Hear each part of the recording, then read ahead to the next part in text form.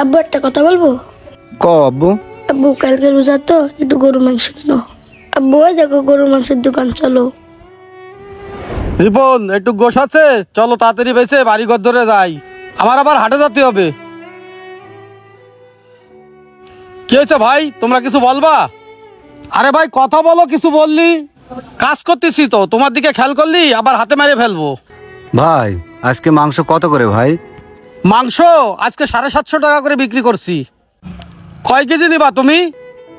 ও 750 টাকা। আচ্ছা দাঁড়ান দেই, দেখতেছি আমার কাছে কয় টাকা আছে দেখি দিই। 100, 200, 20, 40, 50, 250 টাকায় কট্টুক মাংস হবে না, তাই 300 টাকার মাংস নিই আর মশলা কিনে নিয়ে যাবানে। ভাই 300 গ্রাম মাংস হবে না? 300 গ্রাম দেখে তো মনে হচ্ছে গরিব মানুষ, থাক দি। আচ্ছা ঠিক আছে, দেয়া যাবে 300 গ্রাম, কোনো সমস্যা নেই। আসলে আমার এই বাচ্চাটা এখন প্রথম রোজা তো কালকেতে, এই জন্যই ও রোজা থাকতে চাচ্ছে, প্রথম রোজায় গোশ খেয়েও রোজা থাকবে, তাই আমি এই জায়গাটায় অনেক সময় ধরে দাঁড়ায় রয়েছি। আসলে 300 গ্রাম গোশ তো কেউ দিতে চায় না, সেই জন্য আমি একটু দাঁড়ায় দাঁড়ায় দেখছিলাম। ও তোমার ছেলে যখন রোজা থাকবে 300 গ্রাম মাংস কেন? তুমি আমার কাছে 100 গ্রাম মাংস চাইলেও আমি দিতাম। আসসালামু আলাইকুম। ওয়ালাইকুম আসসালাম। আরে ভাই কেমন আছেন আপনি? আলহামদুলিল্লাহ ভাই ভালো আছি। কালকে তো রমজান শুরু, শ্বশুর বাড়ি যেতে হবে, মাংস লাগবে। ভাই কয় কেজি মাংস লাগবে আপনার? আরে ভাই বোঝেন না, নতুন শ্বশুর বাড়ি যাব, রমজান মাস চলে আসে। কয় কেজি মাংস আছে আপনার এখানে? কুড়াই কারায় 10 কেজি মতো হবে না। ও 10 কেজি মতো হবে না? আচ্ছা যাই হোক, দেন 10 কেজি আমারে দেন। ভাই কুড়াই কারায় 10 কেজি মতো মাংস হবে না, কিন্তু এর থেকে 300 গ্রাম মতো মাংস আমার উনাকে দিতে হবে, ও লোক অনেকক্ষণ দাঁড়ায় আছে। আরে ভাই একটু তাড়াতাড়ি করেন না, শ্বশুর বাড়ি যেতে হবে। আব্বু আমাকে কষ্ট দেবে না? হ্যাঁ দাঁড়া আব্বা, একটু পরে নিবানে। আরে ভাই একটু তাড়াতাড়ি করেন না। ভাই 300 গ্রাম মতো মাংস আপনার একটু কম নিলে হয় না ভাই? 300 গ্রাম মাংস কম নেবো মানে? নাসির ভাই আপনি কি আমার সাথে মস্করা করতেছেন? আমি শ্বশুর বাড়ি যাচ্ছি, আপনি বুঝতে পারতেছেন না রমজান মাস? 300 গ্রাম কম নেবো কেন? আমি ফকিন্নি নাকি? না ভাই মস্করা করবো কেন, আপনি আমার রেগুলার কাস্টমার। ওই ছেলেটা অনেকক্ষণ দাঁড়ায় আছে ভাই, ওকে আমি কথা দিছি, ওকে আমি 300 গ্রাম মাংস দেবো, ওকে আমার 300 গ্রাম মাংস দিতে হবে ভাই। আপনার কাছে কি আমার 10 কেজি মাংস কম হয়ে গেছে যে 300 গ্রাম মাংস দেওয়ার জন্য ব্যস্ত হয়ে গেছেন? ভাই আমার বউ কয়েছে এই রমজানে 10 কেজি মাংস নিয়ে শ্বশুর বাড়ি যেতে হবে। ভাই আপনি 300 গ্রাম মতো মাংস কম নিলে আপনার শ্বশুর বাড়ি থেকে কেউ বুঝতেই পারবে না, 10 কেজির মাংসের এখানে কম আছে। আরে নাসির ভাই আপনি কি আমার সাথে আর কি করতেছেন? আমার দেখি কি আপনার ফকিন্নি মনে আসছে যে আমার শ্বশুর বাড়ি 300 গ্রাম মাংস কম নিয়ে যাবো? আমার 10 কেজি মাংসই লাগবে, 10 কেজি দেন। ভাই আপনি রাগ করেন না ভাই, এই বাচ্চাটা কালকে রোজা, রাত্রে মাংস দিয়ে সেহরি খেয়ে রোজা থাকবে ভাই, ওদের 300 গ্রাম মাংস আমি দিই ভাই। ওরা আপনার কাছ থেকে মাসে কয় কেজি মাংস নেয়? আমি আপনার কাছ থেকে প্রতি মাসে 15 থেকে 20 কেজি মাংস নিই। হ্যাঁ ভাই সেটা তো নেন আপনি, আমি মানছি, আমি তো অস্বীকার করছি না ভাই। আমি ওই বাচ্চাটাকে কথা দিছি আমার 300 গ্রাম মাংস ওকে দেয়াই লাগবে ভাই। আরে ভাই আপনি এরকম করলে আপনার কাছ থেকে আমি মাংসই নেবো না, আমার থেকে ফকিন্নিরা আপনার কাছে বড় হয়ে গেল। ভাই আপনি 300 গ্রাম মাংস কম নেন না ভাই, আজকে আমার এই বাচ্চাটা একটু মাংস খেয়ে রোজা থাকতে চাচ্ছে, তার জন্য আইসি আমি এই ভাইয়ের কাছে, অনেক সময় ধরে দাঁড়ায় রয়েছি। এই 250 টাকায় আমার কাছে আছে, 300 গ্রাম মাংস নেবো, আপনি 300 গ্রাম কম নেন।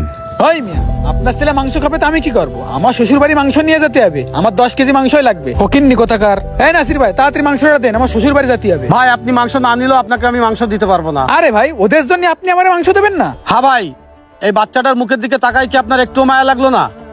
আপনার 300 গ্রাম মাংস ওরে দিলে আপনার কি ক্ষতি হবে বলেন?